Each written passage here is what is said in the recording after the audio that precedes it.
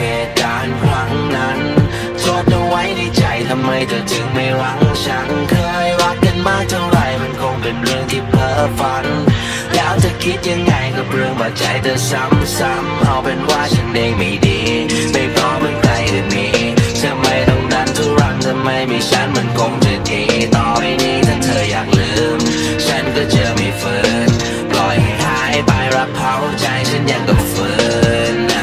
ก็ช้ำใจแบบหลายทางทุกทนกว่าจะหายนานรู้เลยเธอไม่ต้องการฉันรู้เลยตั้งแต่เมื่อวานเจ็บเท่าไรยังไม่พอช่างมันไม่อยากขอสายตาที่เลอะเลือนพาหัวใจมัน